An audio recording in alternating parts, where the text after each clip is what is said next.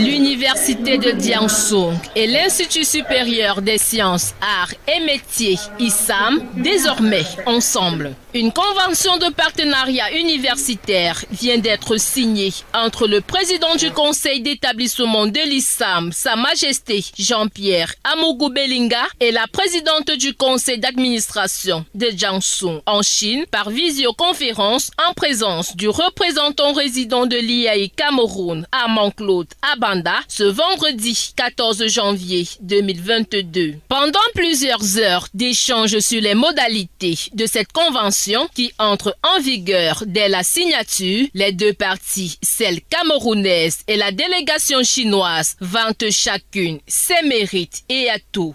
Vous vous en souvenez que l'année passée, on a eu plus de 82% du taux de réussite avec des majors nationaux, des vice-majors nationaux. Je pense que c'est grâce à cette dynamique-là que l'université chinoise a voulu octroyer à l'ISAM, en ce qui concerne la filière génie civil, 15 bourses par an et pendant 5 ans. Ça signifie quoi? Ça signifie que nos étudiants iront faire plus d'une année en Chine et pour s'imprégner, mais il y a quand même des facteurs qui seront déterminants. C'est-à-dire quoi? Ça veut dire qu'il faut bien s'exprimer en anglais. Et c'est très important parce que les cours seront dispensés en anglais.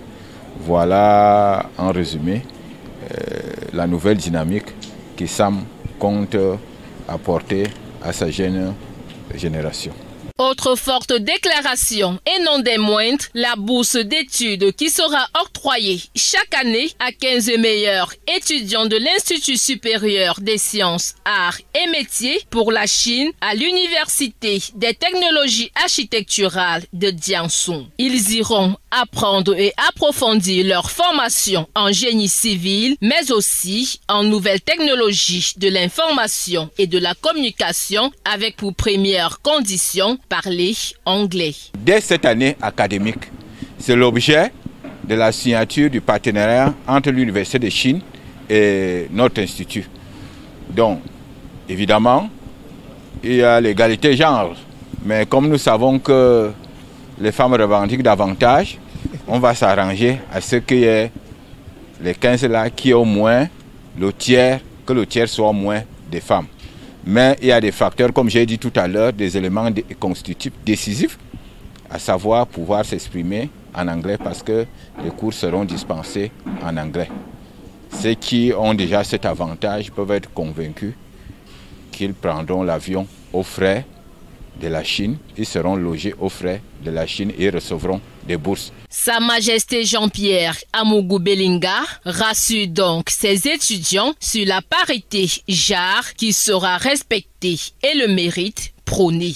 La cérémonie s'achève par une visite guidée du chantier de construction de la bibliothèque numérique Paul Biya qui parle d'elle-même et à l'image de leur ambition.